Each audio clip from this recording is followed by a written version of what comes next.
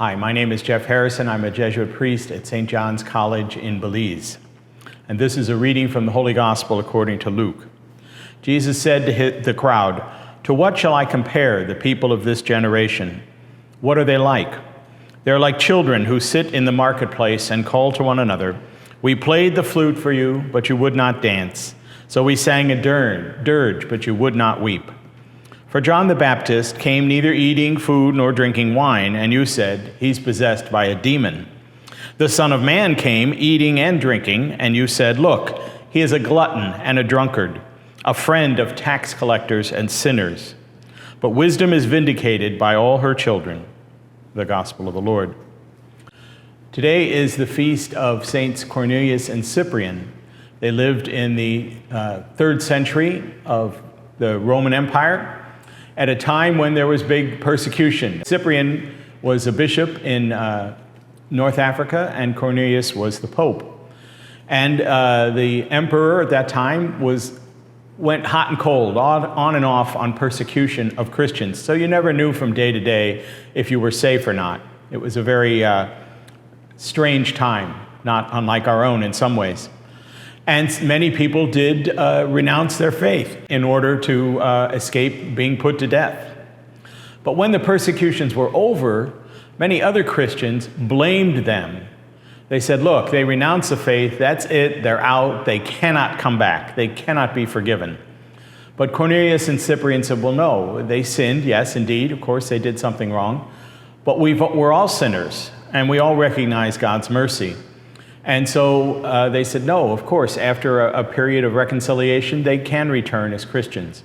But this created a deep divide in the church. It wasn't bad enough that the government was against the church. Now the church was divided against itself. But when you think for a moment, who was making these accusations? Well, it wasn't the people who refused to denounce their faith and then were put to death. They were dead. They weren't saying anything. Where were these people that were making the denunciations during the persecution? Were they safe someplace so they didn't have to face these questions? Did they somehow avoid this? They're still alive. They were not put to the test, apparently. And yet they denounced their fellow Christians for giving in. So it's not just a matter of who is the worst sinner. It's a matter of we're all sinners. And we hear in the gospel today, Jesus says, well, there's no pleasing you people. He quotes this little children's verse. We sang a good song and you wouldn't dance. We sang a sad song and you wouldn't weep.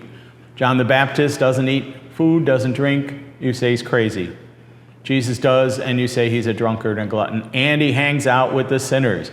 See, that's always the telltale thing, that Jesus reached out to everybody, and some of the people at that time couldn't stand it. They took a holier-than-thou position. They were better. They knew it all, and nobody else could tell them anything. Unfortunately, in our church today, we often run into these kind of situations. It seems to me we need to approach them with that heart of Jesus that says, yes, we're all sinners, but we're also all beloved children. We need to sit down together, to listen to each other, to pray together, to come up with solutions to the problems which confront us, just as Cornelius and Cyprian did so long ago. Doesn't mean everybody's going to like it.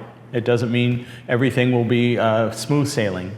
But it does mean we approach the problem as Jesus would have, and not as the Pharisees and the scribes and the enemies of Jesus would. Thank you.